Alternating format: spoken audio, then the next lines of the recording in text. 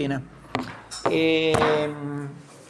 Sí, y más no estuvo unos días, estuvo trabajando, la Aeropostal, con aviones franceses, en una empresa que estuvo funcionando en la década del 30. ¿Qué? ¿Y si viene? ¿Priscila? Tuvo un problema, se olvidó la cadena de la bicicleta. No, se olvidó el candado, la cadena la tiene. Priscila tiene cabeza de novia. Y bueno. No sé si tiene novio, pero tiene cabeza de novia. Debe Debe tener novio, pues es una chica muy linda, muy inteligente.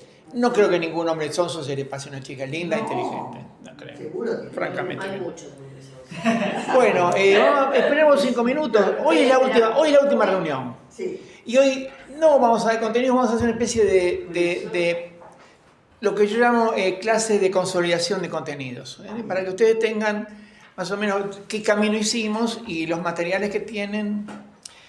Yo cargué el libro de Wittgenstein, Las observaciones de los colores, para quien le interese. No es un libro para leer, digamos, en la noche de insomnio, pero quien quiere investigar los temas de la gramática filosófica, el ejemplo de los colores aparece en muchas obras de Wittgenstein. Si te tomas el trabajo, vos que sos estudiante joven, ahí tenés una cosa para trabajar. Con un cuaderno y paciencia. No es una lectura para decir, porque, viste, es un autor que escribe episódicamente, entonces hay que entrarle. Para mí es un genio, pero todos los genios tienen sus curiosidades, ¿no? Sus manías, sus...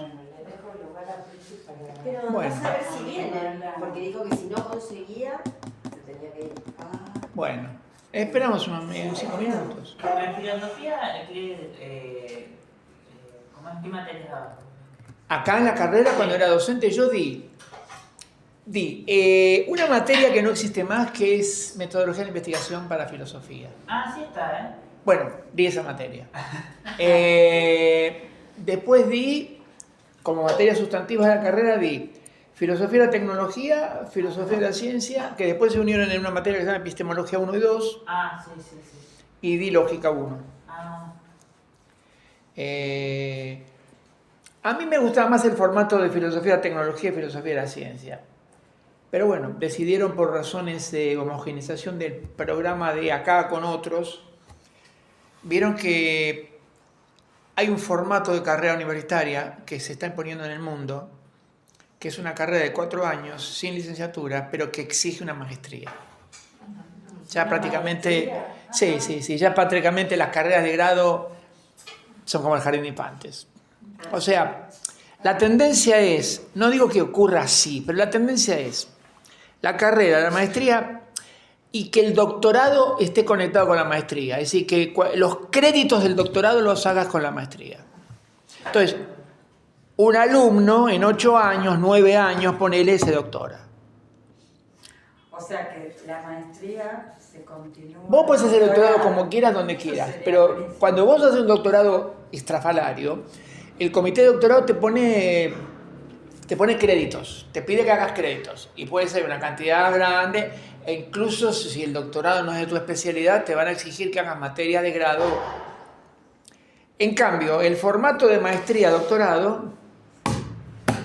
Hola, ¿qué tal? ¿Cómo estás? Buenas noches. Es un formato que de alguna manera tiende a homogeneizar en una única trayectoria. El alumno se licencia, hace la maestría y ahí tiene los créditos del doctorado. O sea, después tiene la tesis de doctorado. E incluso se recomienda que el tema de la tesis de maestría sea una preescala del tema de la tesis de doctorado. Ese es el formato en el mundo. En la maestría no hay eso. No. La maestría nuestra no existe más, porque no hay cohorte, me decía Gisela que no hay cohorte, hay triste.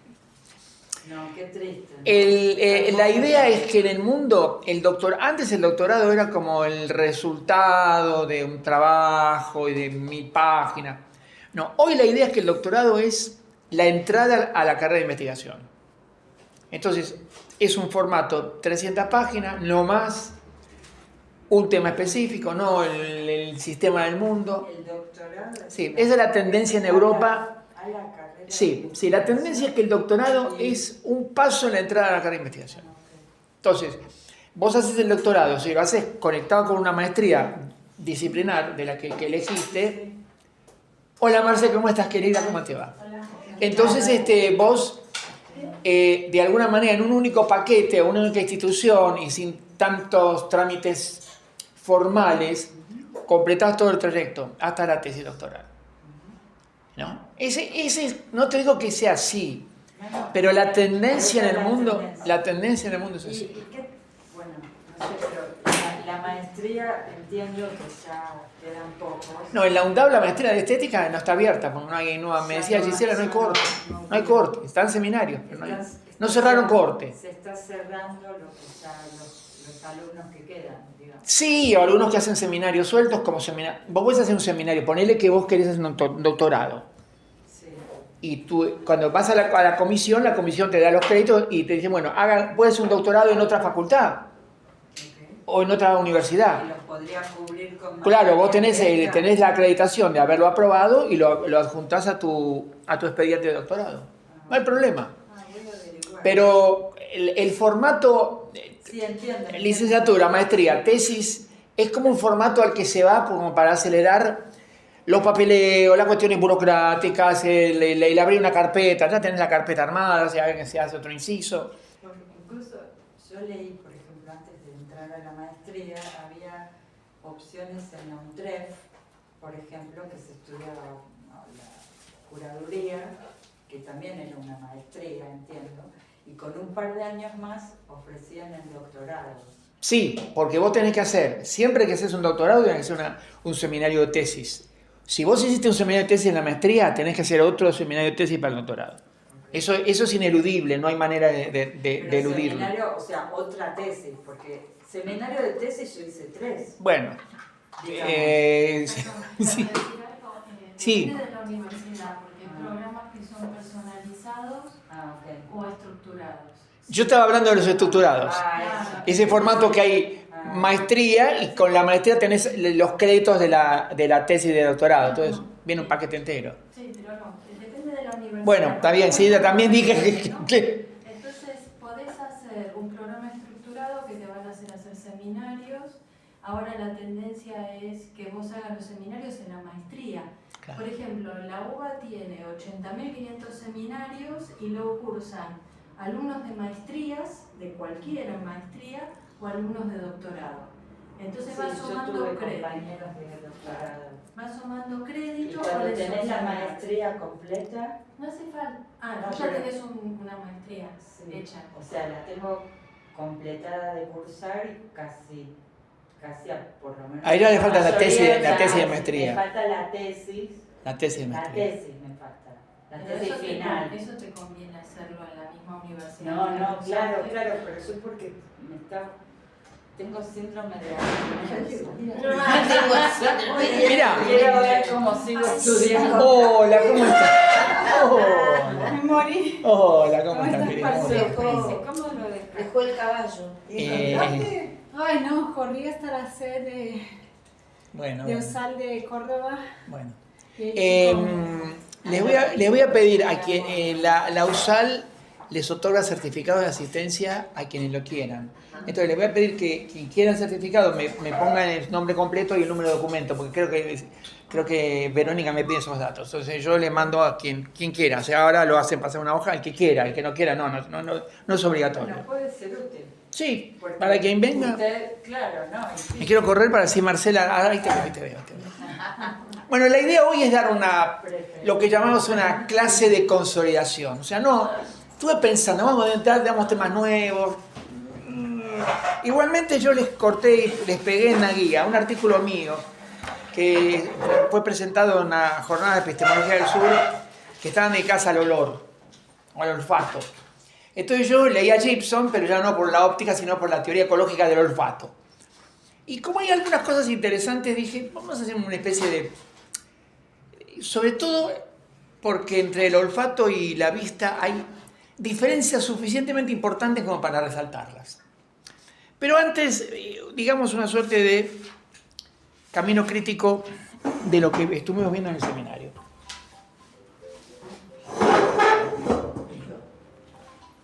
El problema principal de la filosofía moderna, y yo diría contemporánea, es el problema de apariencia y realidad, que es un problema que los antiguos no tuvieron y los medievales tampoco tuvieron.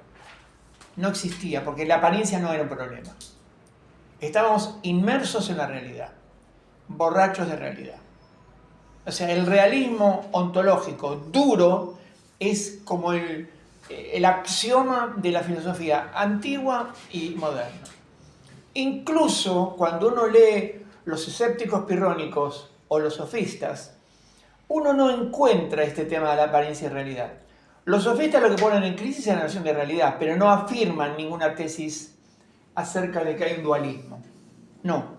Los escépticos lo que dicen es, no puedo discernir entre que los colores existan o que los colores no existan. No puedo discernir. Pero ellos, como no afirman ningún dogma, no afirman específicamente una teoría fenomenista, como la de Bertrand Russell, que es un autor fenomenista. Los colores existen en la mente, nada más.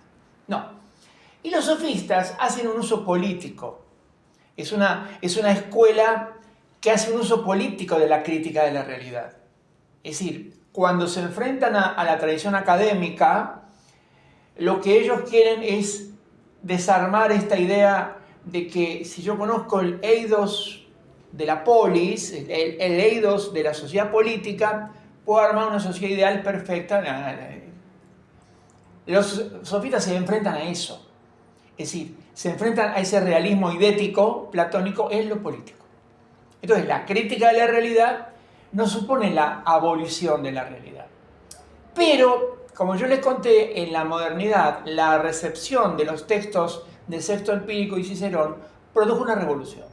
Que es una revolución que es análoga a otra revolución que hubo, que es la Reforma. Nosotros tendemos a ver la Reforma como una revolución religiosa o teológica. Pero en rigor de verdad, la Reforma fue también una revolución filosófica. ¿Por qué? Porque primero cambió el eje del mundo. El mundo no está en una institución que recibe una revelación y que luego la administra. El eje está en cada lector del texto bíblico. Ojo, hay trampa con la dirección del Espíritu Santo. Pero bueno, siempre hay una trampa.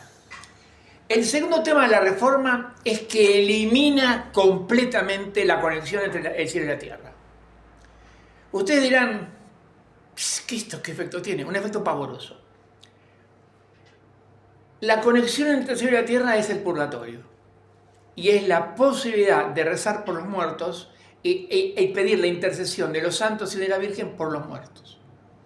Es decir, entre el mundo de los vivos y el mundo de los muertos hay vasos comunicantes. Entonces yo puedo pedir la gestión de un santo o de un obispo vivo, un santo muerto, para que haga una operación y del purgatorio al movimiento al cielo. Como si fuera una prisión domiciliaria, salir del purgatorio al cielo. Lutero y todos los padres reformados niegan el purgatorio, niegan la intercesión de los santos y niegan que se pueda rezar por los muertos. Entonces, separan completamente el cielo de la tierra. Lo que es equivalente a quitarle al papado el único poder que tenía. El poder real del papado no era militar ni meramente ideológico, era que gobernaba, tenía la llave del contacto con el cielo, ¿correcto? En cambio, cuando el papado pierde ese poder, el ejemplo más básico de esto es la Reforma inglesa, Enrique VIII. Enrique VIII corta con Roma, pero la iglesia inglesa sigue siendo católica.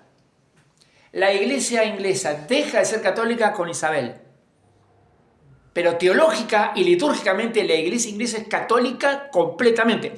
De hecho, los reformadores puritanos, ¿por qué surgen? Porque critican a la iglesia anglicana por demasiado católica. Y de hecho, la iglesia anglicana es la única iglesia reformada que tiene una parte que es casi igual que el catolicismo, no sé si la alta o la baja iglesia, una de las dos. Y esto explica que este corte con el papado tiene que ver con que el papado pierde la llave del ascensor del cielo. No hay ascensor del cielo. Y ahí nace una teoría que es dominante en la modernidad, que es la teoría del derecho divino de los reyes. Entonces, la Reforma no es meramente un fenómeno religioso teológico, es un fenómeno político y antropológico. Sumado a la recepción de los textos de la tradición escéptica, básicamente la obra de Cicerón y el Sexto Empírico, son las dos obras, y la de Dios General siempre es menos importante, produjo una reforma, una revolución. En esa revolución nace la ciencia moderna y nace lo que llamamos la concepción idealista, o sea, la apariencia y realidad. El mundo de la conciencia, de los conceptos psicológicos y algo afuera que no sé muy bien qué es. Y aparece el llamado problema del mundo externo. Problemas que no tuvieron los antiguos y no tuvieron los medievales. Jamás lo tuvieron. Nunca se les pasó por la mente o por la nada que el mundo no fuera el que se expresa y se expone en nuestra experiencia tamizada por el lenguaje. Nota al pie. Cuando hablo de la ciencia moderna, no estoy hablando de la ciencia contraria. La ciencia medieval es tan importante como la ciencia moderna. Lo que hace la ciencia moderna, es decir, lo específico de la ciencia moderna es el abandono de la concepción aristotélica o peripatética de las cualidades. O sea, es la imposición de una concepción cuantitativa de la realidad, en donde la matemática aparece como el lenguaje, acordar el texto de Galileo. Dios escribe el libro de la naturaleza en el lenguaje matemático. Sí.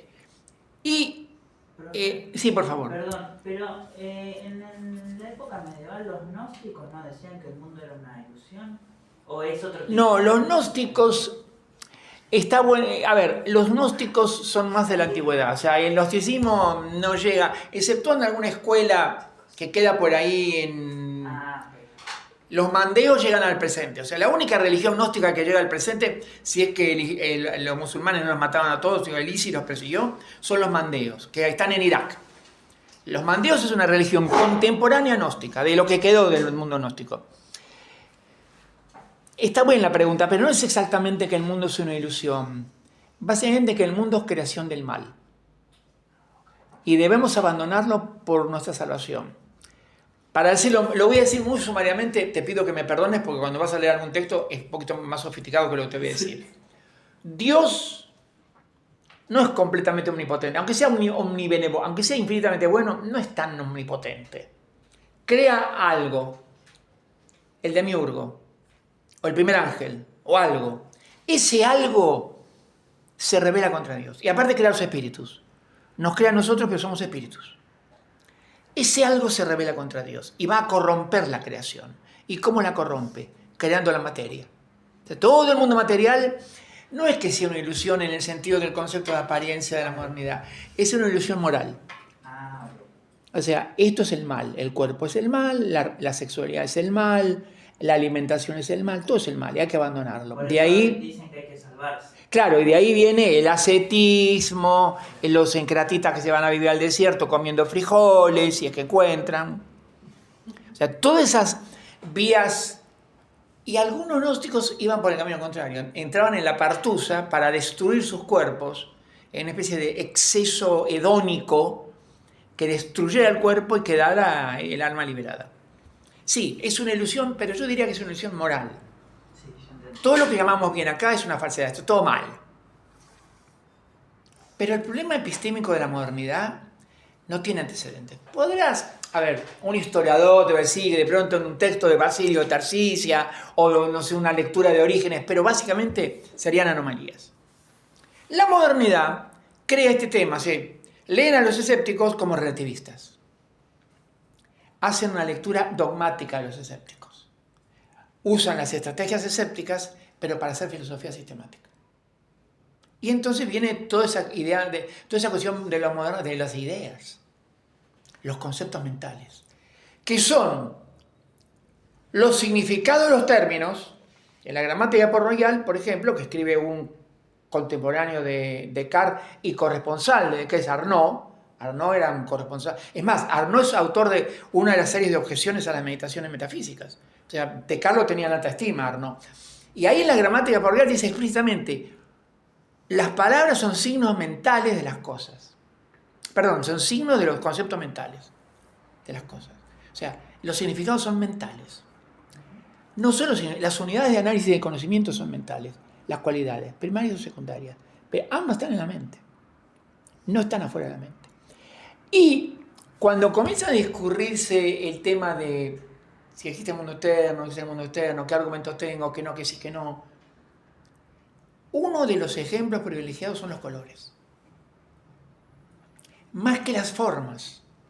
Berkeley dice, la forma también está sometida a aquello que está en el texto de Russell. El texto de Russell repite argumentos que aparecen en muchos autores modernos, en muchas exposiciones, que no sé nunca el color de la mesa porque está iluminada, porque hay viento, porque está la ventana abierta, porque yo estoy medio con una conjuntivitis o no sé qué, o qué sé cuánto. Entonces, ¿qué concluye Russell con toda la tradición moderna? Bueno, los colores son datos sensoriales, están acá y afuera y no sé, no tengo la menor idea. Puede que haya algo, pero son datos, sense data, el concepto técnico, datos sensoriales. Entonces, la diferencia entre Russell y Port Royal es la siguiente.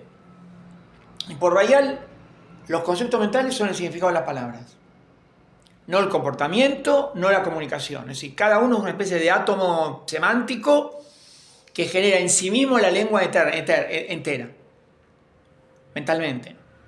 O sea, la conversación no tiene ningún rol en esto, para estos tipos.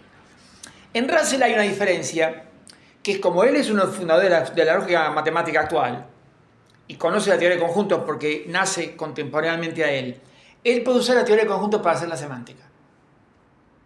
Entonces ya los sense data no son los significados de las palabras, son los constituyentes de los significados, que son conjuntos. Esa es la diferencia fundamental. O sea, en Russell, eso es el positivismo lógico. Russell no es un positivismo lógico, pero está ahí. Digamos, los vieneses, más Russell, más algún otro, al alemán, algunos polacos, son un paquete que piensa la filosofía desde la lógica matemática, como herramienta, y la teoría de conjuntos. La semántica es conjuntista. Entonces, el significado de un término ya no es una idea mental, es un conjunto que contiene dentro de sí datos sensoriales. Eso se llama lenguaje fenoménico. ¿Se entiende? La diferencia que entre el fenomenismo clásico moderno y el fenomenismo lógico es esta. Mientras que en uno los significados son ideas mentales, rojo es la idea de rojo, y celeste la idea de celeste, y azul de Prusia es azul de Prusia, y naranja es naranja. Acá no, son clases de vivencias, conjuntos de vivencias, que sí son entidades psicológicas, pero el significado no es una entidad psicológica, es una entidad lógica, un conjunto. Esa es la diferencia fundamental. Ambos son fenomenistas, estos son fenomenistas mentalistas, estos son fenomenistas lógicos.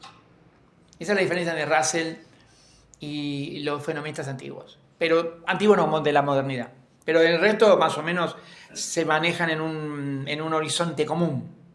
¿Sí? ¿Querés preguntar algo? Sí, perdón. No, por favor, estamos para no esto. sé, pero, porque quiero que me comentes lo del problema de la apariencia. Pero Parménides no también plantea el problema de la... Sí, pero Parménides no... a ver... Vamos a los discípulos, vamos a Zenón, las paradojas de Zenón. ¿Qué te dice Zenón? No, Zenón no dice que el movimiento no existe. Lo que trata de mostrar es que el concepto de movimiento es contradictorio. Porque si yo parcelo la realidad, la parcelo en unidades discretas y en relaciones externas, entonces, ¿qué te diría Zenón? ¿Qué te diría Parménides? Las relaciones son todas internas al ser. No hacen diferencia. Que es el mismo argumento de Hegel y de Bradley, que es un neo-hegeliano muy inteligente y muy lúcido. Y es un tipo muy... Si querés entender a Hegel, leer Bradley no está mal. Que tiene un libro clásico que se llama Apariencia y Realidad. Porque para los hegelianos... Quiero que entienda. No voy a decir la barbaridad de que Hegel es una especie de continuador de Parménides, pero más o menos. La idea de una realidad fragmentada en partes discretas, separables una de otra y que se pueden unir por relaciones externas, como por ejemplo si yo mido la altura de todos nosotros, alguien es el más alto, pero viene ahora un equipo de la NBA, ese más alto pasa a ser el más bajo y nada cambia en su sustancia. No ese es el caso. Lo que diría, no, sí cambia, la sustancia cambia, porque las relaciones son internas. Y Bradley sostiene esto, que las relaciones son internas, todas. Que también es lo que sostiene Leibniz en su teoría del juicio, que dice, todos los juicios son analíticos, algunos son confusos. Y parecen contingentes, sintéticos. No, son todos analíticos. Es decir, la presión de unidad está en Parménides y sigue por muchos caminos distintos. Pero yo no diría que es el problema moderno. El problema moderno supone un sujeto que es la mente. Y acá es muy importante entender por qué la razón visual es parte de esto. De los sentidos, y ahora voy a hacer un pequeño curso, esto está en la parte segunda del texto, que es el artículo mío sobre el olor. De los sentidos que tenemos, de todos los sentidos que tenemos, hay uno único que se puede obturar, que es la vista. Porque tenemos párpados y podemos cerrarlo. Ningún otro sentido podemos obturarlo. El gusto podemos cancelarlo, pero sentimos el gusto de nuestra saliva, sentimos el gusto de nuestro paladar, pero están neutralizados. Como es un gusto que lo sentimos permanentemente, opera como un umbral. Es decir, los umbrales no es que no están, pero están naturalizados. Entonces, uno percibe por contraste contra un gusto que es un umbral. Lo que sale en umbral es un dato que llama la atención. Pero si no, está, pero como un umbral. Lo mismo la presión atmosférica. Nosotros no sentimos la presión atmosférica, pero tenemos un montón de kilos sobre nosotros. Pues es un umbral. Para nosotros la presión atmosférica es 0. No es 0. Es 1, que es 9,8, no sé cuánto. Ahora, si vos vas a 40 metros de profundidad en el agua, tenés 3 atmósferas. Y si vas a 400 metros, el cuerpo hace cric y fuiste. Al más allá, ¿se entiende? Bien.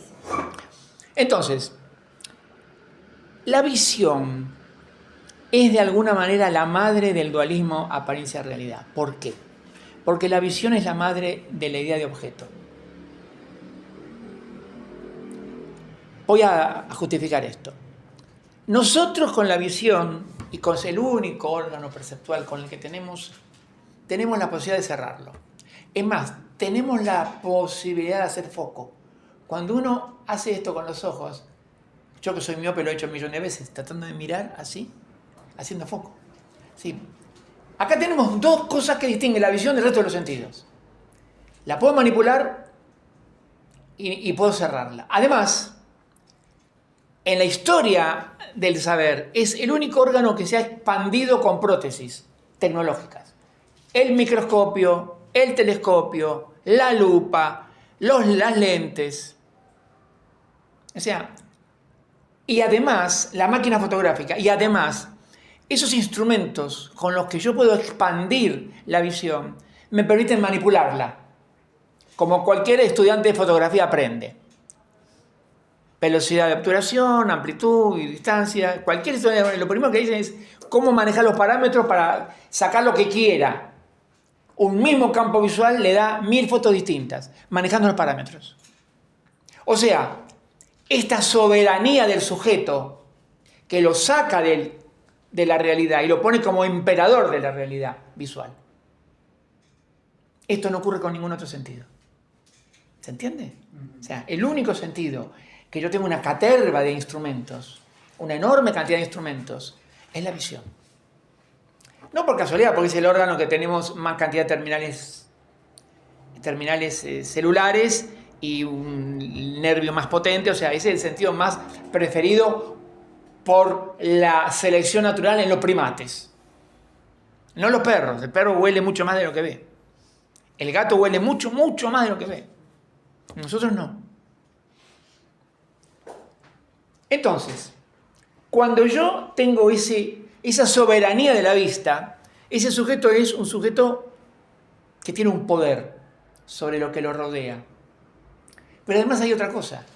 El objeto, el concepto visual de objeto, depende del concepto de superficie.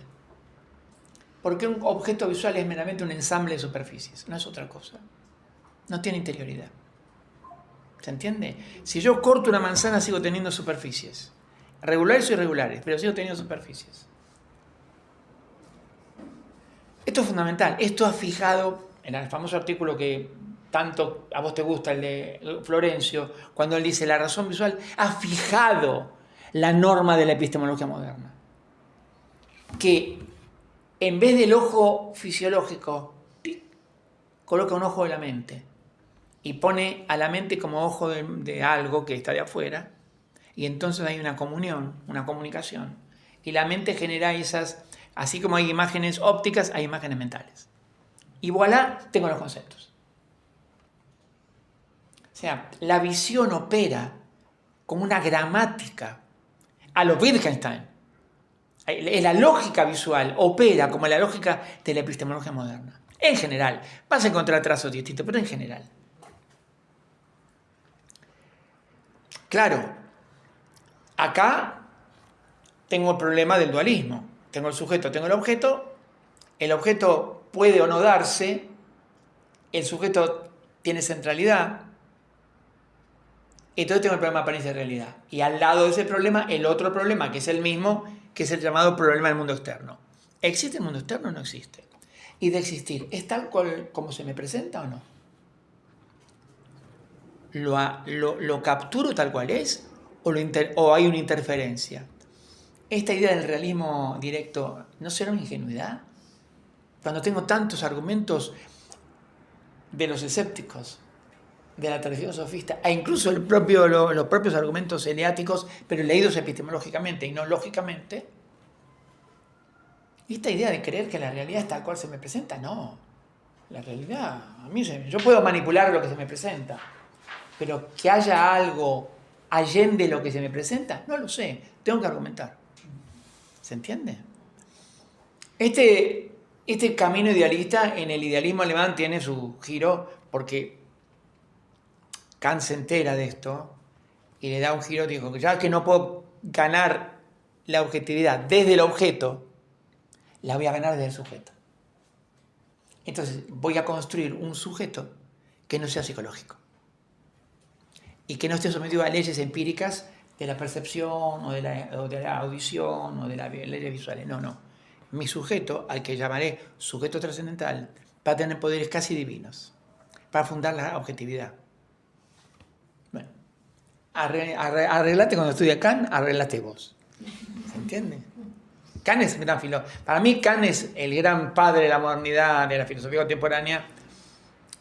Yo modestamente me quedo con Hume, pero Kant es un modo. Lo interesante de Kant, como de Wittgenstein y Heidegger, no es saberlo y seguirlo escrupulosamente como si fuera un mantra. Si alguien te lo enseña así, comete un error. Lo interesante de estos filósofos es que te plantean problemas. Y pensar contra ellos es fascinante. Porque no es pensar contra algo banal, es pensar contra algo muy bien armado. Entonces, en ese pensar contra, tu pensamiento propio se forja, crece. ¿Entendés? Esa es la grandeza de un filósofo. No la lista de aciertos. No. Es cómo te levanta el umbral. El umbral kantiano es importante. Aunque no seas kantiano, aunque seas antikantiano. Pero es lo que pasa con Kelsen en la filosofía del derecho. Vos podés ser la teoría crítica más radical del que el derecho es ideología, zaraza, pero con Kelsen te tenés que topar. Y tenés que dar cuenta.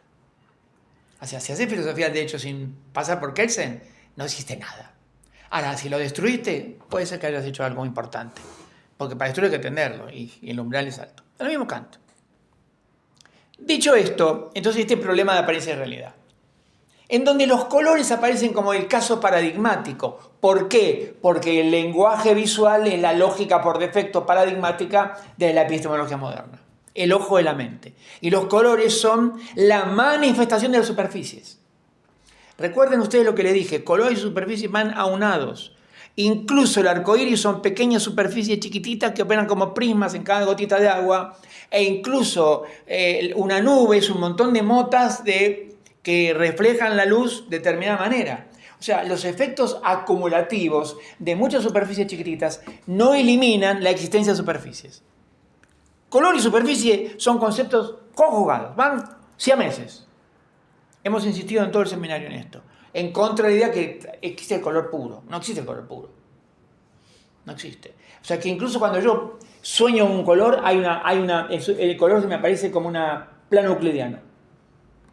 Que no es una superficie física, pero es una superficie. Sí. Pregunta desde la ignorancia. Dale. Porque vos estás todo el tiempo hablando de filósofos básicamente europeos, Sí. ¿no? Entonces todo el pensamiento del que manejamos acá, la Sí. academia, ¿no?, Sí. filosófica argentina es Sí, eurocentrada. sí. Y básicamente alemana, pero bueno, Sí. con otras ramificaciones. Ahora, ¿no se han hecho trabajos que pongan en diálogo la filosofía de otros ámbitos, digo, Oriente, África, Latinoamérica, y que de alguna manera discutan? Porque vos decís, lo interesante es discutir con estos monstruos. Sí, sí. No discutir, no podemos discutir. No, a ver. con otras. Dos respuestas a tu observación. La primera, aplaudo el supuesto. Estamos dando una clase gremial o provincial. Es así, es así. Yo no soy experto en filosofía oriental. He dado un par de cursos de introducción al pensamiento chino a mis alumnos de profesorado. Y yo te diría, estaba pensando recién, que si vos lees textos daoístas, salen otras cosas. Salen otras cosas. Sobre todo lo que sale es mucha más importancia de las sombras, del mundo de los... Es decir, la paleta del color y la del gris irían como con el mismo estatuto. Estoy recordando vagamente. Asociado más a los elementos que a la superficie. Sí, sí. Y es un tema de vibración. Sí, ahora, quienes han trabajado mucho esto, son los que hacen antropología del color. O sea, ahí, y no solo antropología, yo no sé, vos estuviste cuando hablamos de relativismo lingüístico y de los colores, Sí. estuviste. Ahí te encontrás con trabajo comparativo muy importante, muy importante. El debate sobre universidades, yo cité el libro, lo voy a cargar el libro, no sé si lo cargué el libro de estos dos tipos que hablan de que hay universales cromáticos. Ellos insisten que hay leyes cromáticas universales, pero la bibliografía crítica contra ellos es impresionante. Pero impresionante, o sea, cuando vos te metés en ese debate, que yo apenas lo surfeé así, es enorme. Ya sea porque las estructuras sintáctico-semánticas realmente determinan el juicio. Esto no solo para el color, en general, digamos, es la crítica del logocentrismo europeo que depende del verbo einai del griego. Y ahí hay mucha bibliografía, y mucha bibliografía comparada. Sí, claramente, sí, por supuesto. Y ahí te encontrás con mucha discusión muy seria contra los universales cromáticos, y en parte los argumentos son bastante potentes. O sea, no se discute de los colores asterisco, se discute de los colores. Usted me había mandado 2 artículos antropológicos sobre el color. ¿Los cargué o no los cargué? No, me los había mandado A vos, yo- hace tiempo. hace Bueno, tiempo. los voy a cargar, Yo los voy a los cargar. puedo... Cargalo o mandalos a todos. No sé si los puedo cargar, No. pero se los puedo... Mándamelo de vuelta porque para tal vez que los encuentro y los suba. cargo. Y voy a cargar el libro de estos dos autores. Y el libro que yo le mandé de... Ahí se va en contra de estos autores. Claro. Ese libro va en contra, Pero claro. está bueno. Sí, claro que sí. Es Ahí un vas a encontrar... antropológico. Ahora, perdona, termina. No, le quería decir que... Lo voy a cargar el libro. El poder de los colores en las prácticas culturales andinas. Y es un estudio increíble. No, ahí donde los colores son Claro. medicinas, son Claro, como minerales, yo son... me alineo más, Claro. perdón, no con No, el por favor. sindicato de colonial, porque la verdad No, que está me bien. eso un poco alta y Este los libro, otros. Ahora- yo se lo digitalicé para... No, está, lo voy a cargar en el aula virtual. Y voy a cargar el libro de estos dos americanos. Se lo pasé en color. Está. Este libro de los americanos, que es el libro canónico de los universales cromáticos. Hay universales cromáticos en todas las culturas y en todos los lenguajes. Chao.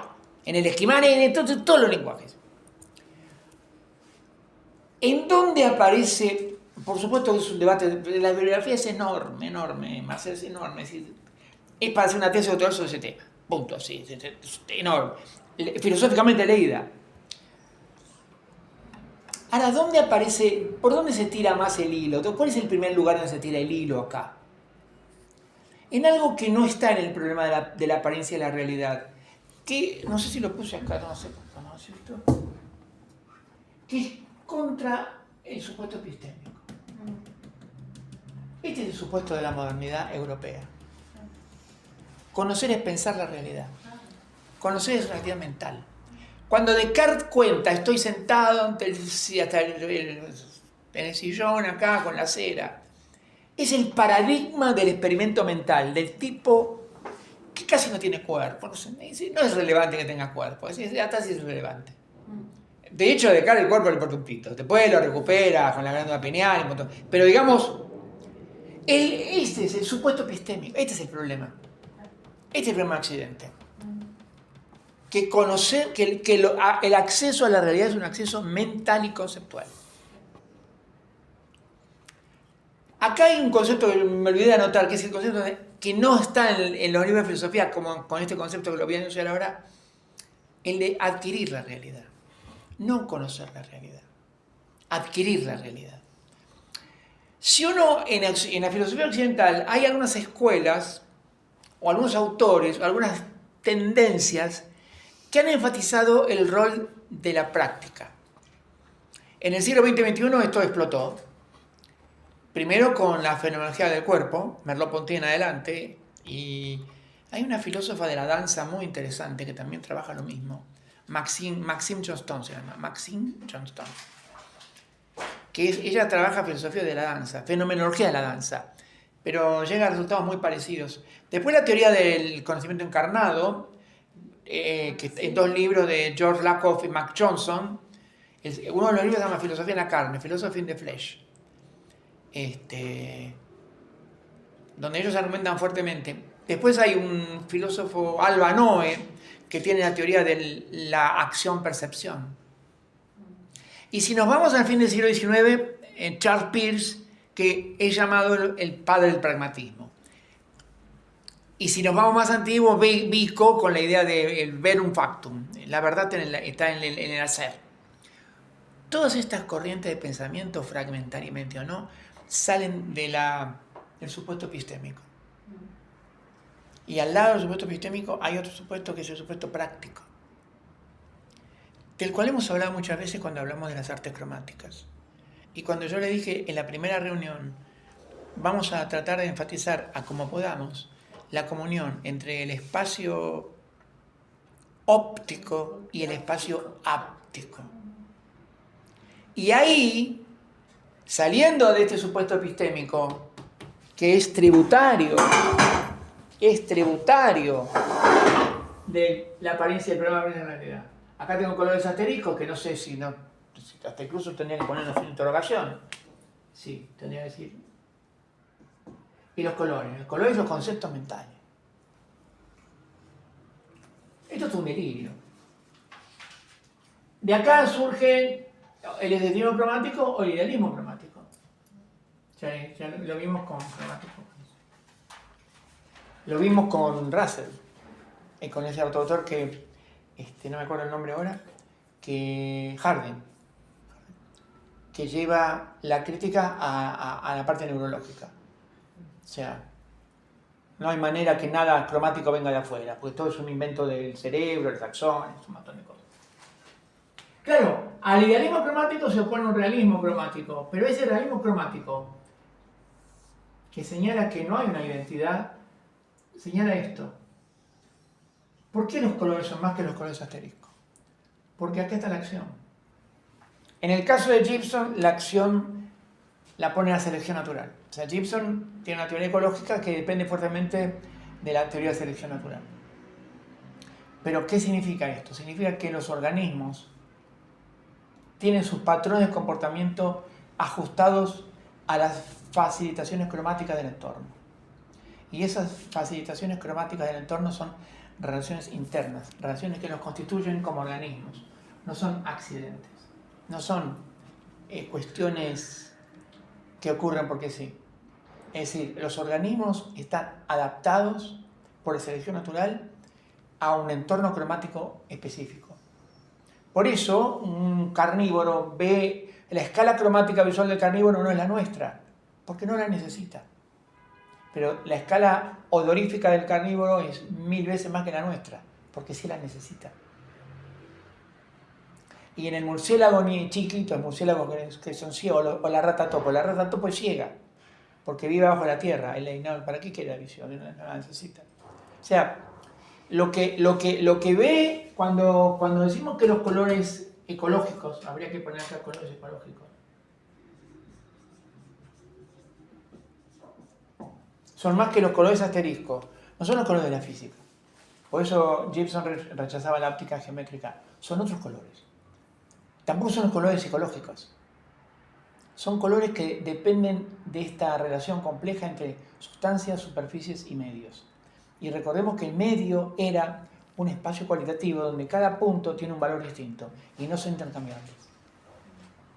Y aparte hay algo fascinante, en un medio puede haber espacios perceptuales muy distintos. Yo puedo tener en un pedacito, en una charca, puedo tener libélulas, puedo tener escarabajos, puedo tener mosquitos, ranas, sapos, culebras, y cada uno tiene un espacio perceptual distinto. O sea, cada uno fragmenta el mundo cromático de modos distintos. Hay un montón de mundos cromáticos. Bueno, el argumento ecológico se puede llevar a lo antropológico. Es decir, uno puede decir esta idea de un medio con relaciones de facilitación antropológicas.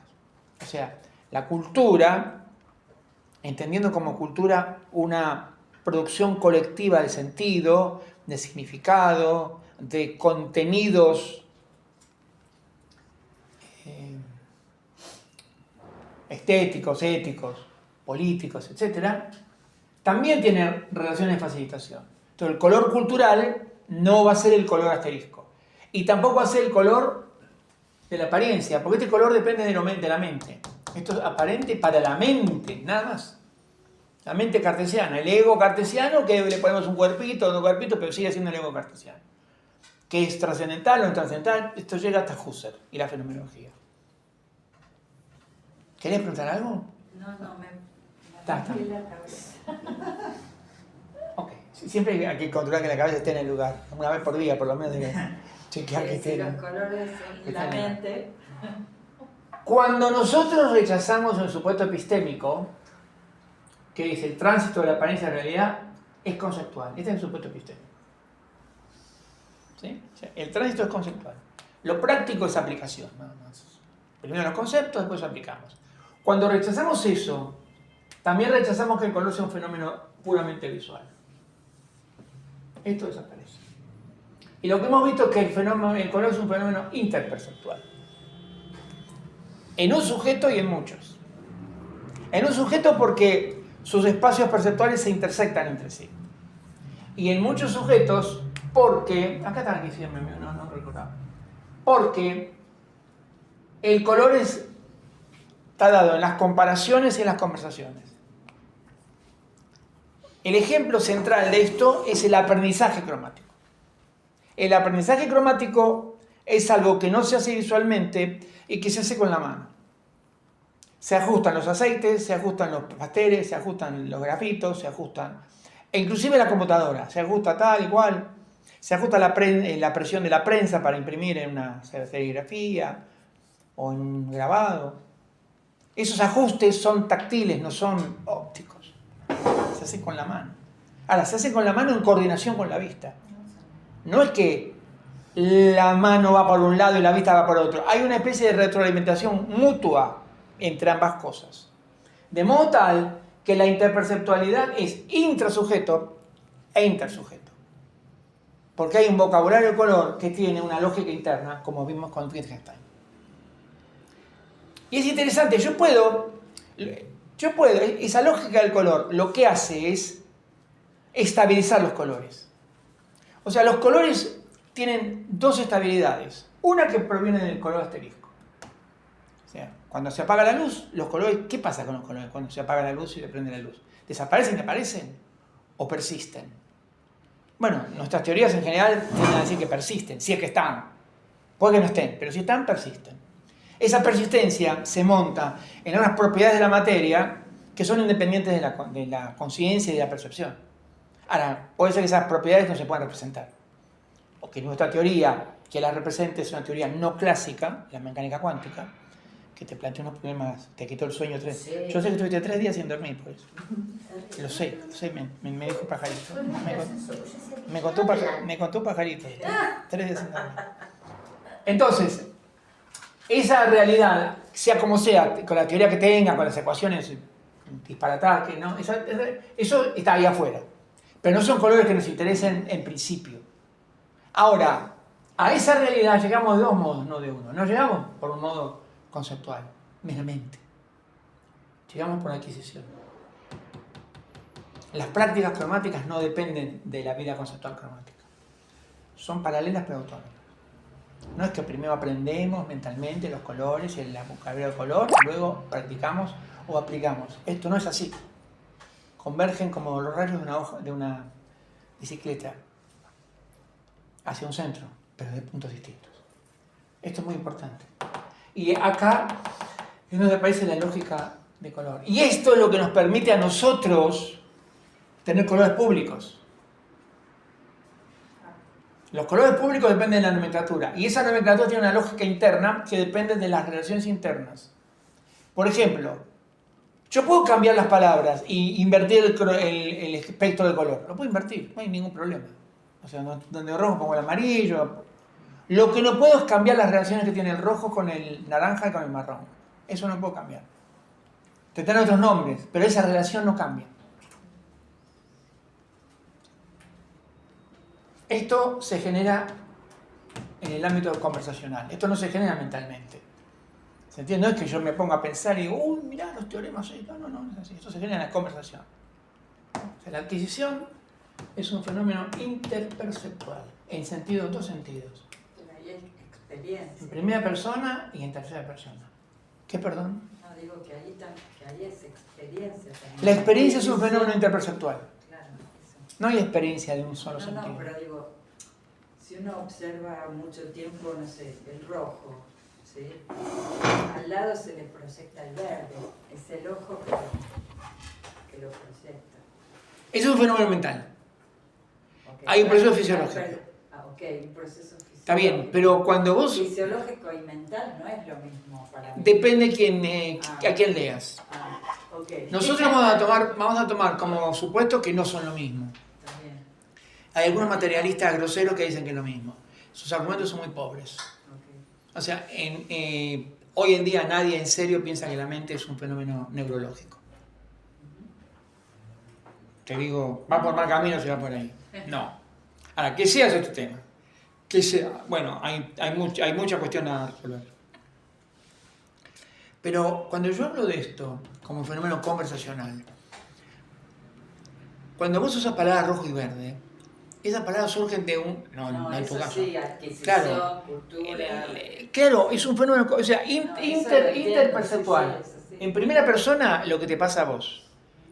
Que esto incluye experiencias. La experiencia es algo que le pasa a uno. Sí. Experiencia personal. En tercera persona es comunitaria. Pero cuando hablo comunitario me refiero estrictamente a la interacción conversacional. O sea, lo que gesta una nomenclatura es una conversación. No es que lo que gesta una nomenclatura es un tipo que la escribe y luego la publica y todos la aplican. Eso es un error. Eso es un error.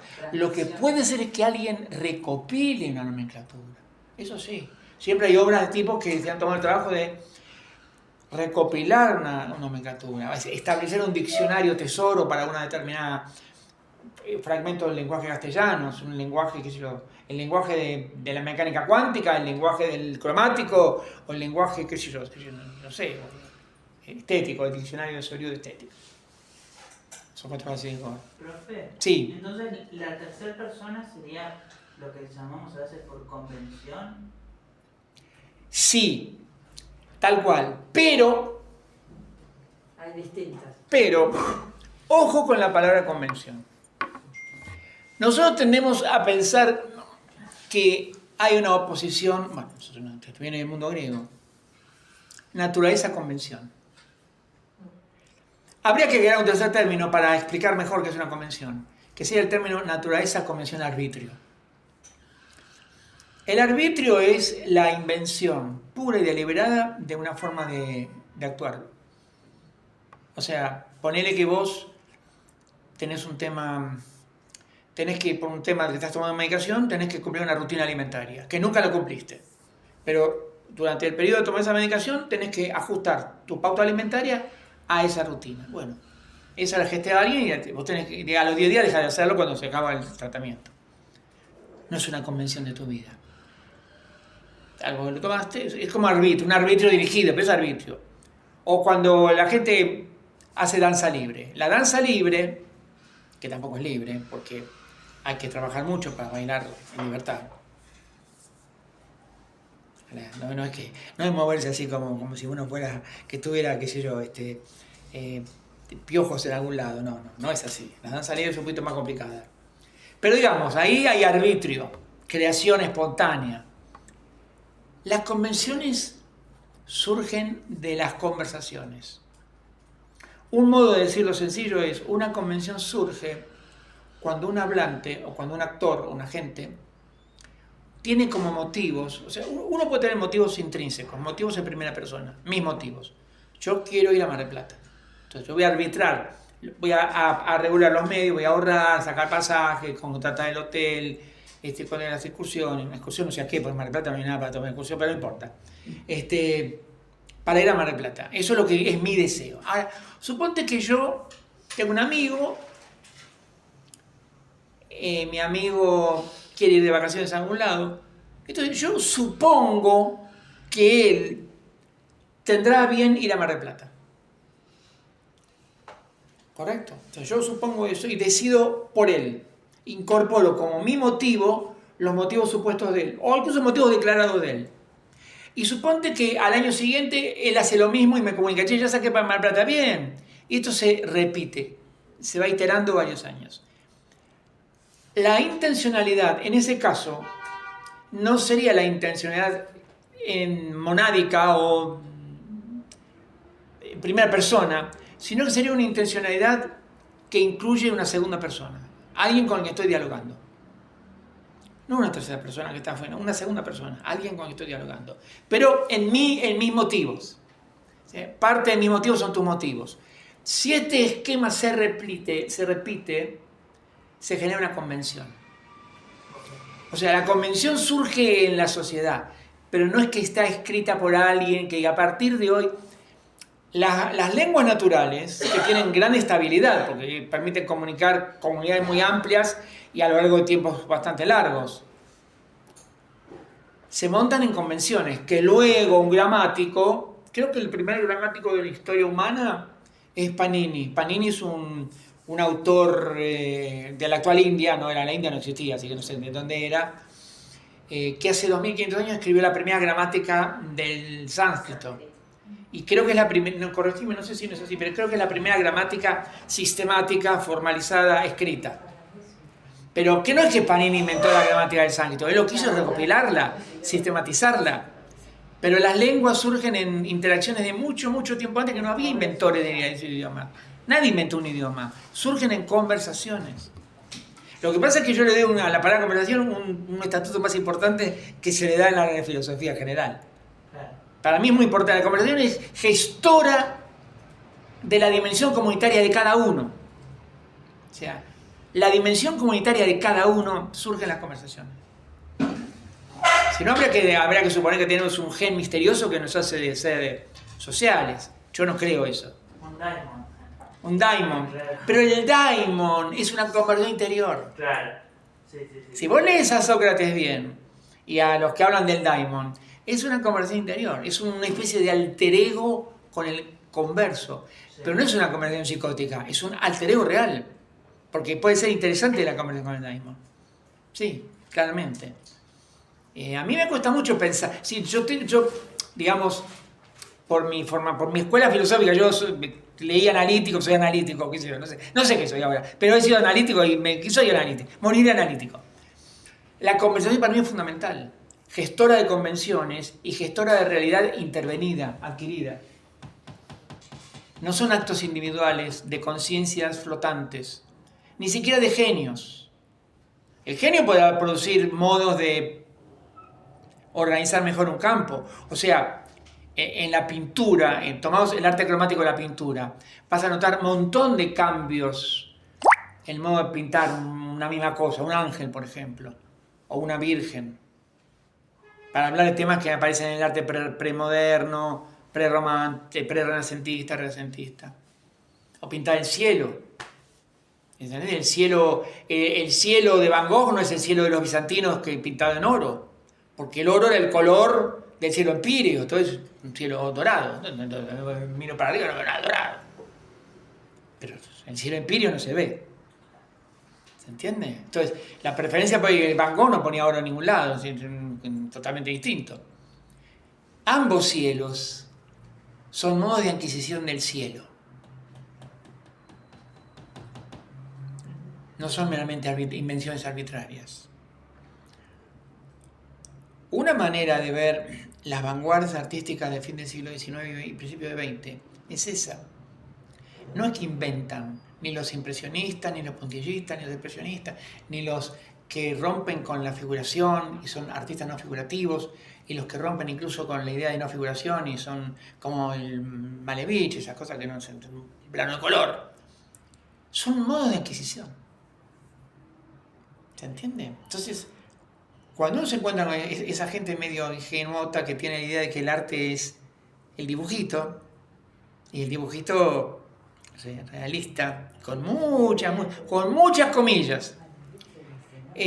Cuando ve el arte contemporáneo, qué sé yo, Vasarely, Kandinsky, Mondrian, Leger, o los cubistas que te hacen unas figuras, nuestro Emilio Pettoruti es decir, agarrás un cuerpo, lo pones en una licuadora, lo sacás y lo pintás. ¿Y qué se hizo? Que no sé, es todo hecho espeteado.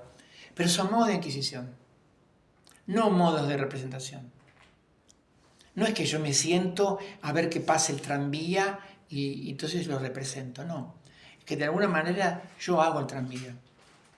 Y hay tantos tranvías. Yo les voy a cargar un librito.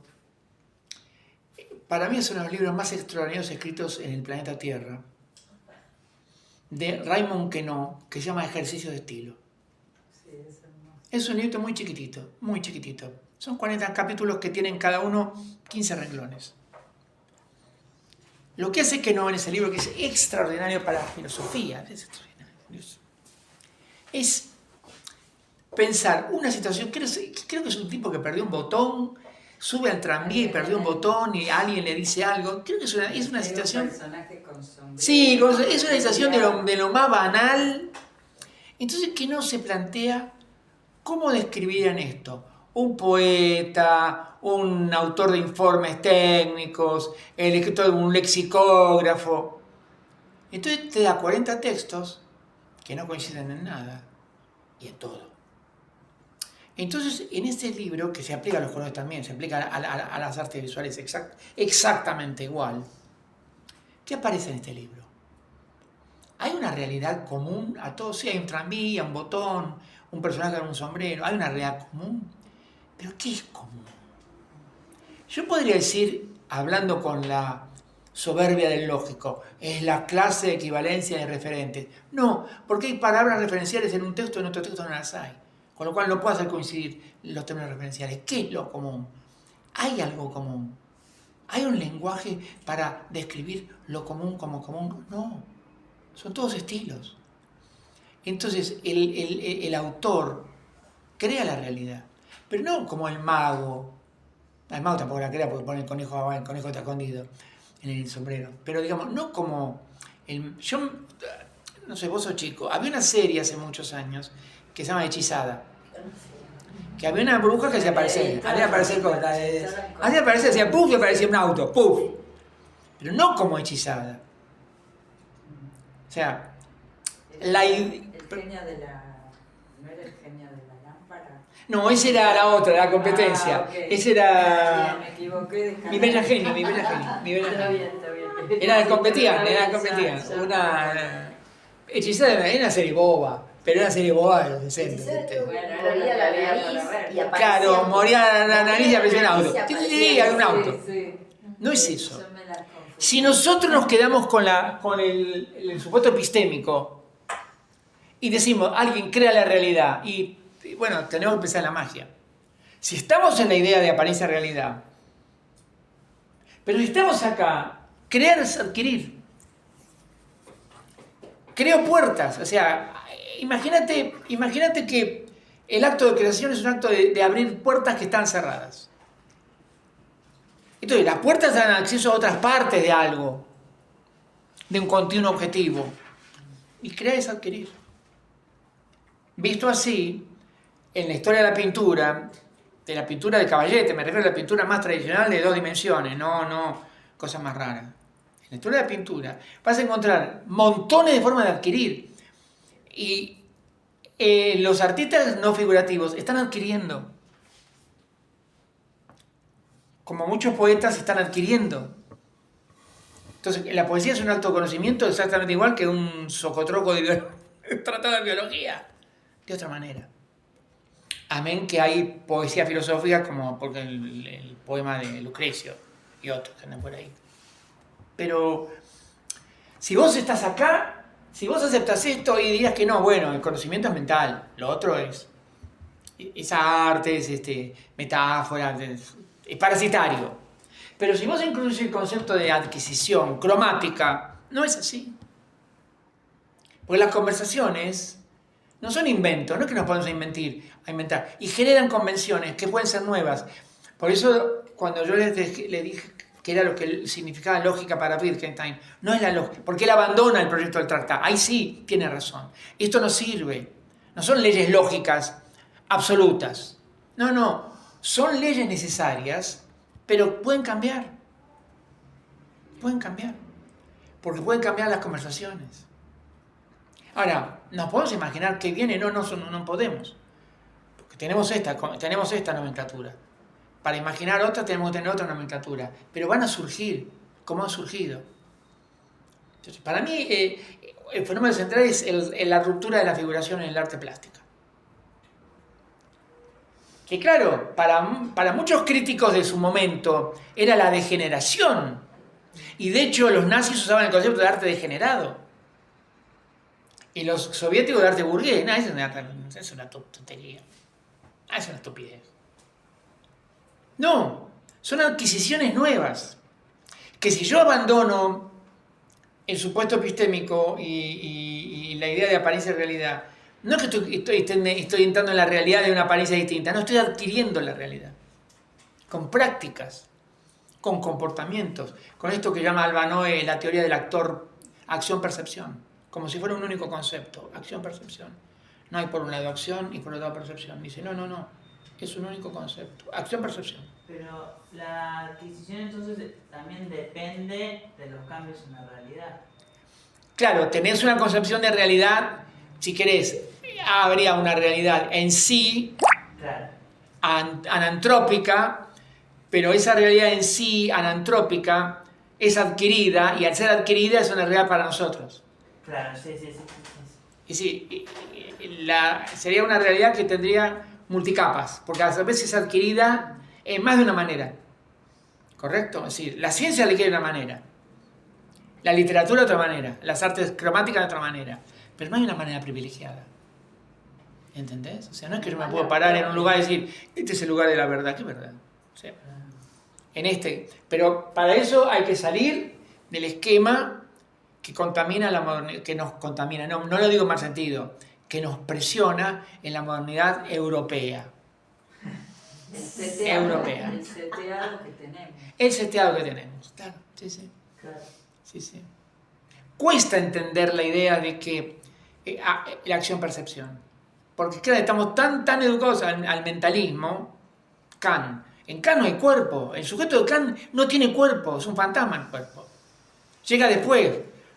Cuando Kant dice, bueno, voy a hacer la teoría kantiana de la fisiología. Entonces, el sujeto tradicional constituye el hígado, el riñón, el páncreas.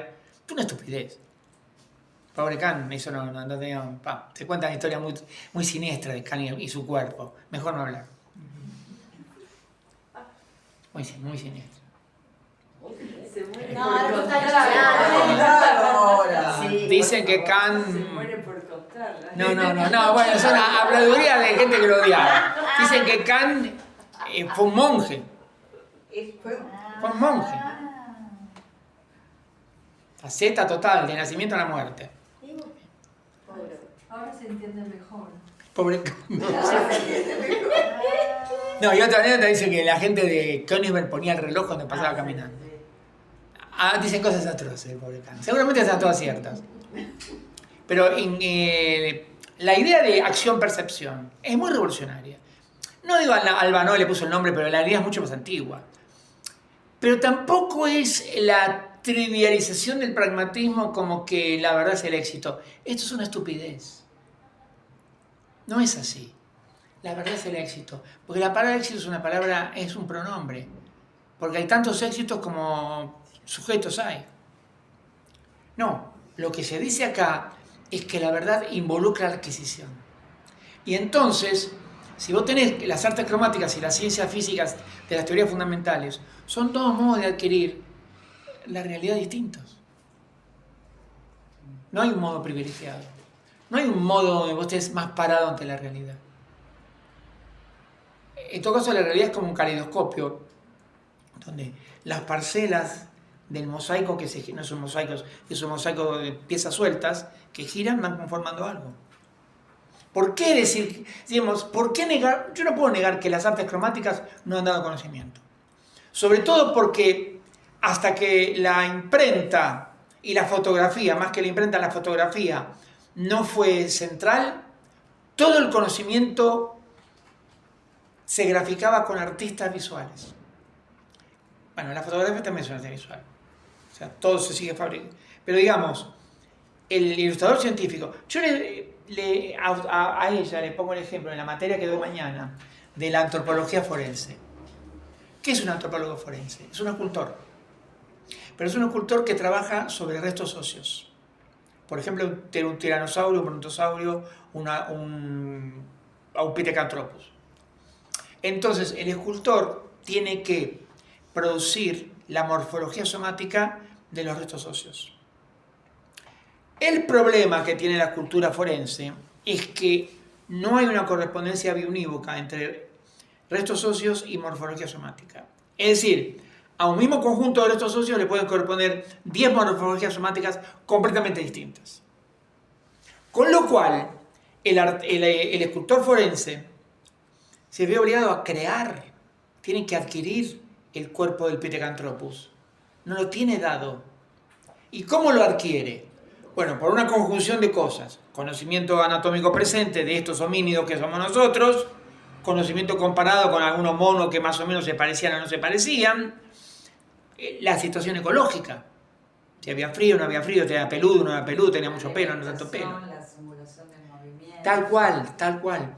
O sea, hoy sabemos, es muy interesante, yo en el aula de ustedes cargué algo sobre los tiranosaurios, ¿no? ¿Lo viste vos? No. Eso es una vaga, no lees. No, Te voy a poner un cero. Para mañana o semana pasada. No puse, lo cargué para que lo vean. Para que lo vean en el tiempo. Pone cosas sumamente. Sí, para que vean sobre escultura forense. Sí, no, eso. El problema de los tiranosaurios, tenemos la osamenta, sobre el tiranosaurio prácticamente están todos los huesos. Pero no había una morfología somática, porque había supuestos sobre el comportamiento, que eran supuestos especulativos. Es decir, pasó de ser un carnívoro a un carroñero. Lo que supone que son dos animales completamente distintos, mismos huesos. Distintas morfologías somáticas, distintos comportamientos. ¿Sí? Jamás se vio un tiranosaurio comportándose porque lo único que tenemos son huesos. Sí, claro. Pero se atribuye por analogía. Es un modo de adquisición, no es una verdad. En el base de la luna hay unas reconstrucciones muy interesantes. ¿De homínidos o Sí, de animales? todo Sí, eso, puede ser. sí, Para mí el escultor forense es un caso paradigmático de unión, en donde es la ciencia, ¿cuál es la parte científica? Y la parte creativa, es todo lo mismo. Para mí es un caso hermoso de analizar estas cosas. Y los colores también. ¿Tenían colores? ¿Qué color era la piel de los dinosaurios? Es verde por los lagartos, no, hay lagartos que no son verdes. Hay lagartos que son marrones oscuros, marrón claro. Y obviamente en la adquisición también está el error, ¿no? Por supuesto. Tiene que estar. Absolutamente, absolutamente. Claro. Tal cual. Yo lo que quiero enfatizar es este tema. Esto y lo que dije, esto. La negación también, ¿no? La creación interperceptual. ¿Se entiende? La creación interperceptual. Bien. Quiero terminar este seminario con una referencia a una persona que no es muy conocida. De hecho, me enteré de su existencia preparando las clases, pero cuyo estatuto es revolucionario.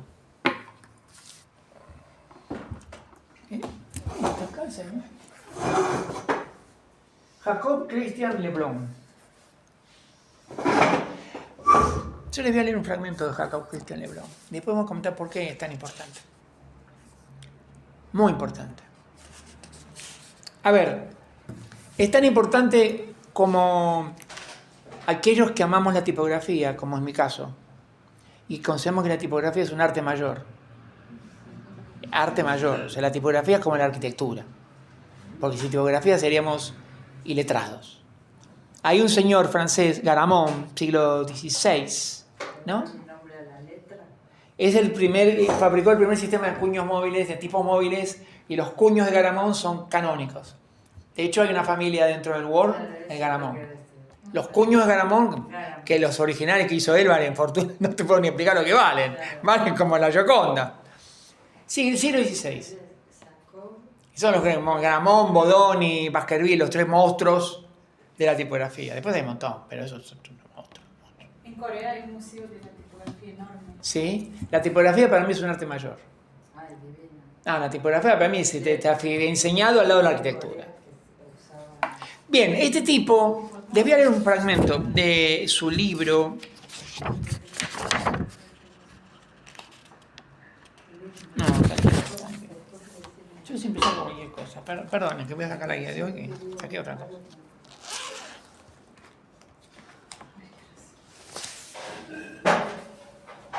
Bien.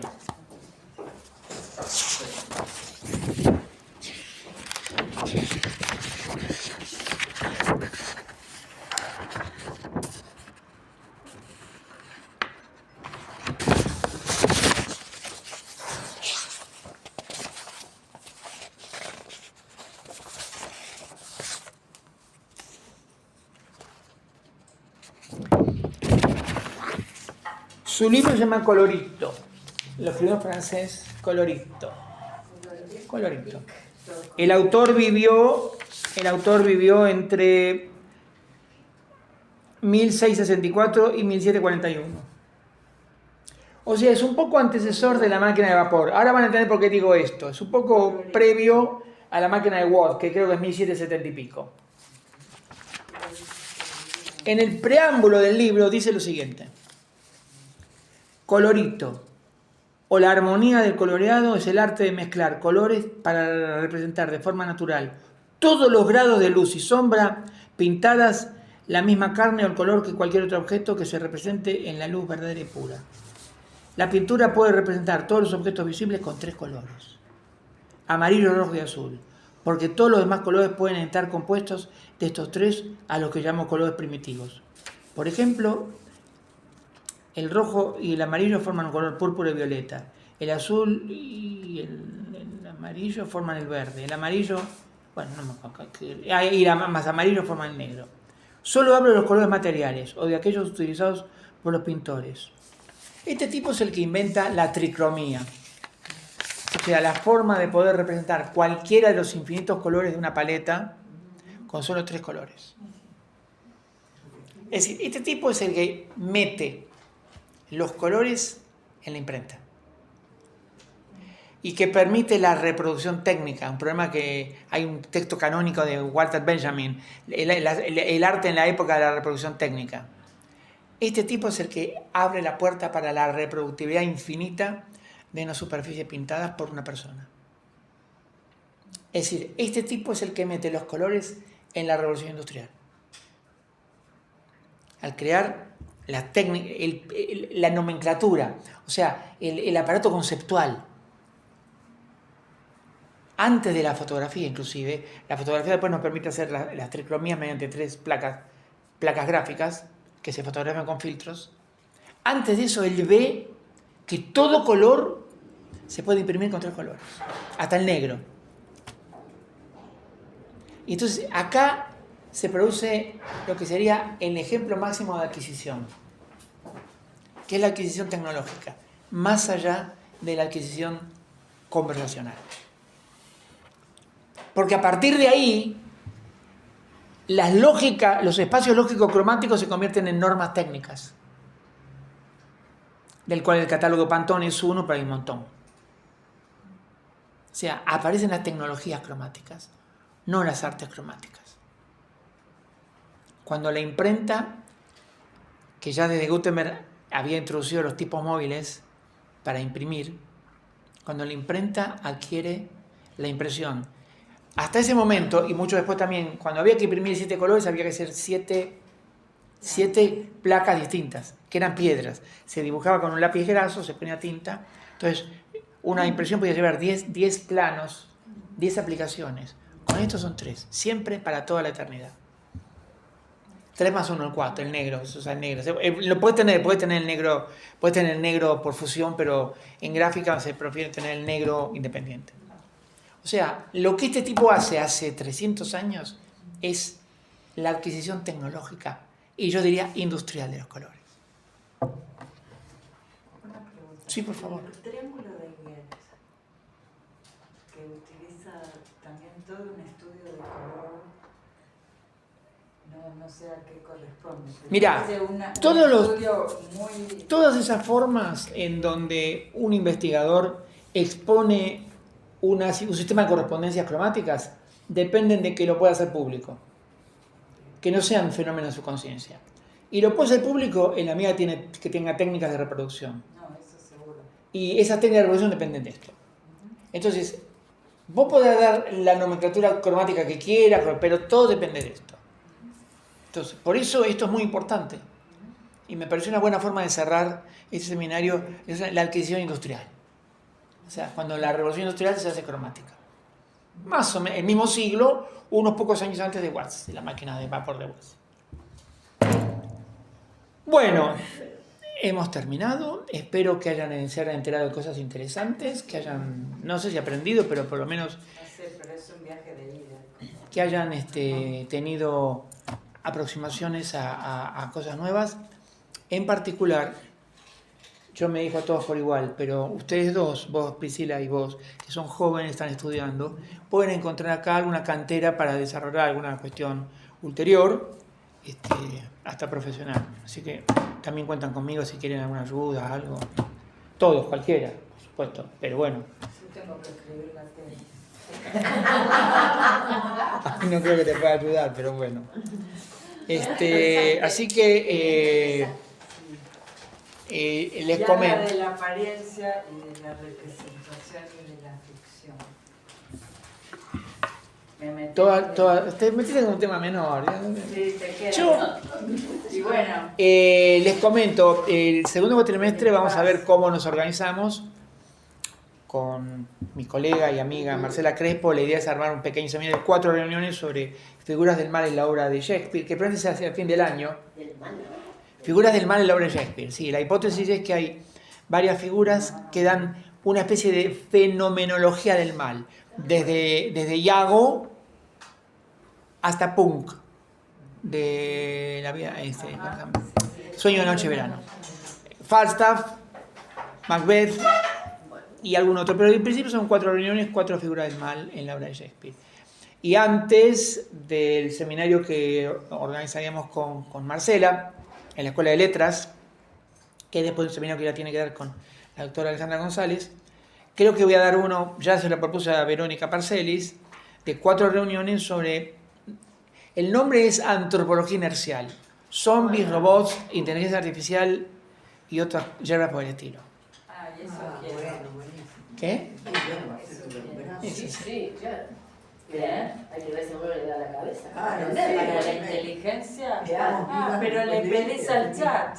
Le pedís al chat que te lo explique. ¿Quién te lo va a explicar? Mirá, Le pongo que me lo explique. estamos Una armando... belleza, No, les cuento brevemente. Estamos hablando con una colega de la UBA, un proyecto de investigación que lo presentó en la Facultad de Filosofía y Letras de la UBA, en donde el tema central es el transhumanismo y las tecnologías nuevas.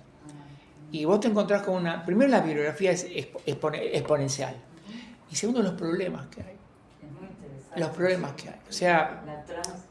Yo tuve una profesora muy interesante, Flavia Costa. Sí. Tiene mucho escrito. Sí, tiene un artículo muy importante sobre transhumanismo. Sí. Yo la tuve en un posgrado. Sí. Extraordinario. Sí. Para mí fue lo mejor. Hasta que no hagas mi seminario. Cuando No, lo voy a hacer. No va a ser igual, Por lo menos No va a ser aprobé igual. Flavia. Va a ser igual. Hay problemas. Muy interesante. Nosotros lo que queremos emancipar, porque hay discusiones. Una de las discusiones que hay, si tienen 5 minutos lo comento, totalmente es una propaganda. Uno de los problemas que hay es el llamado problema de la conciencia sintética. Es decir, el problema puramente teórico, no tiene ninguna consecuencia industrial. Es decir, las máquinas pueden tener una conciencia en el sentido humano. O sea, si pueden tener, o dicho de otra manera, si se le pueden aplicar los predicados psicológicos en sentido literal. Forget it. No. Pero ese es el problema menor. El problema más serio es que hoy hay máquinas que son idiotas, estructuralmente idiotas, pero simulan tan bien ser inteligentes que crean un problema, porque es la primera vez en la historia de la humanidad en que fabricamos máquinas que pasan la prueba de simulación de Turing. No para la competencia semántica, porque las máquinas no tienen competencia semántica, pero tienen competencia sintáctica. Tan buena que en un juego de simulación de Turing son indiscernibles de un operador humano. Inclusive en intercambios verbales emocionales o eróticos. Sí. No digo que lo probamos, digo que hay quien lo ha probado y hay quien se enajena. Entonces, una de las cosas que nosotros nos encontramos es que ni la categoría de fetichismo, ni la categoría de ¿cómo se llama esto? Animismo, sirve para explicar ese fenómeno. Porque el fetiche es pasivo. El fetiche no tiene competencia nula en sintáctica y semántica. Pero acá hay una máquina que en una prueba de simulación de Turing vos no discernís de un humano. Y eso es un problema. Bueno, porque yo lo vi desde otro ángulo el tema. Porque era, digamos, dentro de las nuevas tecnologías en el arte contemporáneo. Entonces, ese es un caso de aplicación, sí, es un caso de aplicación. Bueno, era una manera muy interesante de estudiar el fenómeno, como que tiene que ver con esto del ejemplo de la antropología forense. Sí. Porque, digamos, El que construye, claro. Hay obra contemporánea en donde, no sé, a partir de el ADN de un chicle se reconstruye la imagen de quien lo mascaba, no sé. Claro, sí. Así, ¿no? Que son... Sí. Sí, no, hoy vivimos, pero el problema más serio con el que nos encontramos es que nos encontramos con artefactos que no tienen conciencia. Se les apela la conciencia, ahí sí el vocabulario es totalmente equívoco, porque no tienen psiquismo, pero lo simulan. Y el problema es que cada vez más gente, sabiendo que lo simulan, interactúan como si fueran. Y no están confundidos. Y esto es un problema. ¿Quién ha anticipado esto? La ciencia ficción de los últimos 20 años se ha metido, ha explorado todos los vericuetos posibles de esta situación. Todos. El militar, el emocional, el erótico, el tecnológico, el económico, todos. Digamos, si hay una virtud de la ciencia ficción de los últimos 20, 30 años, es que se ha metido en esto. Por ejemplo, la idea de zombie. No hay zombies. En el sentido de los zombies de Romero, me refiero a los zombies desde la película de Romero en adelante, no los zombies anteriores que son otras cosas distintas. No hay zombies, no hay virus, no hay que te quiera morder un cadáver de virus, eso no existe. Pero metaforizan situaciones muy, muy, muy, muy reales. Primero de gente zombificada y segundo de máquinas que operan como zombies. Porque hay robots antropomorfos. Yo hoy le decía a las colegas, hoy tuvimos reunión en el grupo, y le puse 2 videitos de Boston Dynamics, que es una fábrica americana que hace perros Los vi. perros mecánicos. Que los están usando para el narcotráfico. Para todo. Pero el perro sube escaleras, sube montañas, corre. Vos ves la máquina y dices, ¿qué es esto? Y eso de poner el experimento de poner la cabeza de alguien en cuerpo nuevo. ¿Viste eso? Me parece que hay límites éticos. Todavía, si se hizo, Se hizo con un mono eso. abajo con un mono. Sí. Sí, con mono se puede hacer. Con humano estaría prohibido hacerlo. Cabeza Los protocolos de con Nuremberg prohíben hacerlo. mecánico, Ahora, lo vi. que alguien lo habrá hecho o no, no lo sé. Había un médico italiano que lo quería hacer. Claro que De Querusa, los periodistas de de Querusa. No se sabe, es que como eso no se puede comunicar, no se sabe. ¿Dónde lo viste eso? ¿Dónde lo viste? esos días andaba dando vuelta de vuelta porque estaban ahí una empresa animando de vuelta el sistema. Y ahí hablaba ese italiano que intentó hacer... El médico italiano, Se cayó, claro, el médico italiano desapareció el tema. intentó hacerlo lo mismo que los israelianos. Los israelianos decían que habían generado ya una línea de clonación humana sistemática. Que hasta ahora la clonación humana está prohibida. Bueno, Pero no puedes controlar, porque en un laboratorio que no tenga el control de los mecanismos, si no están clonando no humanos. Los israelianos tenían como programa, los israelianos es una religión que fundó un francés que se puso el seudónimo de Rael, que dice que los humanos somos el resultado de extraterrestres que vinieron a no sé qué, la Tierra con los monos. No a copular con los monos, no, a intervenir tecnológicamente los monos. Eróticamente. Rael, lo que ella dice es un médico italiano. Los israelianos dicen que ya han clonado seres humanos, que tienen líneas de clonación humana, líneas genéticas de humanos clonados. Hay una médica, una investigadora israeliana que dice que lo hizo. Si mi ley con el perro, papá. La tecnología es la misma, eso es lo inquietante. No hace falta, no es otra tecnología, la tecnología es la misma. De la línea y pienso que es realiano. Yo creo que él es un clon. No entremos. Pero sí. No sé. Bueno, les agradezco a todos. Ha sido para mí una. Quiero el próximo, Sí, yo siempre digo que aprendo de mis alumnos.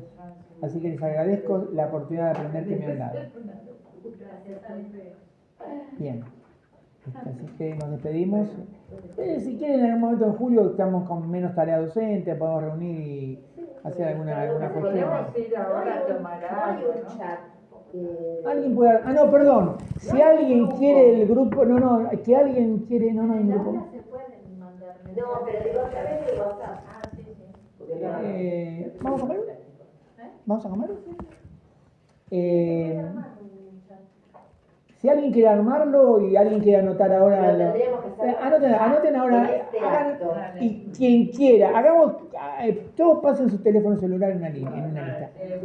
Si alguien quiera, espera, no quiero olvidarme de esto, es importante. El certificado de asistencia, por favor, me ponen el número de documento. ¿Ahora? Sí, ahora, el número de documento. El nombre, que alguien pase un papelito. Una hojita y se anota. Paso una hojita y nos anotamos todo.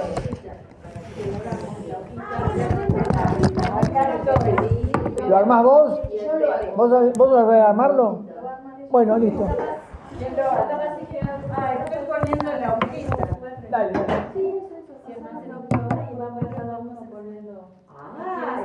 Para mí ha sido muy interesante porque me metí un tema que yo mucho no conocía, estuve estudiando, así que para mí es agradecer a mis alumnos la oportunidad de aprender. El curso ese de Shakespeare lo va a hacer para... Eso El sería, primero es el DNI, el segundo es claro, el teléfono. examen sería en noviembre. No sé los tiempos, pero creo que es noviembre. El transhumanismo. No, el otro es anterior. El otro va a ser antes. El de Shakespeare va a ser de ¿Cómo los noviembre. centenales? Digo, yo ya- Por la universidad. Si ustedes están en el mailing de la universidad y les mandan la comunicación, la usuaria. Pero ahora que estoy acá me lo va a Sí, mandar. sí, sí, ya está. Vos tenés ¿Seguro? si estás en el aula virtual, tenés el correo, tu correo. Sí, yo Ah, también en la tenía universidad. el boletín. Nosotros tenemos Ay, qué un lindo. boletín donde todo lo que se hace en la facultad, todo todos los cursos, Y el año que viene, quiero repetir uno que hice hace mucho, mucho tiempo, que es filosofía del teatro. También me anoto. Sí, Ese también Ese me lo di viene hace bien mucho. para la tesis. sí, se lo di hace mucho. Ese boletín no es la revista. No, No. boletín. No, es un poquito abandonado. Bien abandonado. Cuando arme, no, son nuevos, lo que pasa es que no, en esta facultad los de yoga son nuevos, porque históricamente acá, no en la universidad, Ah, por eso. en esta facultad, Ese era el Ah, de CTNI. letras. Sí. Entonces, ese boletín lo armamos inicialmente Ese los es de el letras. DNI, primero Después DNI. se nos sumaron los de filosofía. Después se nos sumaron los de historia. Ah, Y recién Y acá ahora tu viene teléfono, pero es las igual a vos, orientales, que es donde está sí, yoga, claro. y la gente de arte, que fue la última carrera que se sumó a la facultad. Entonces ese boletín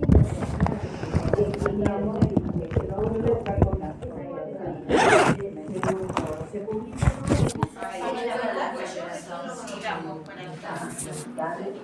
me encanta, todos los cursos que dan me gustaría bueno, siempre lo mando por el boletín. poder participar.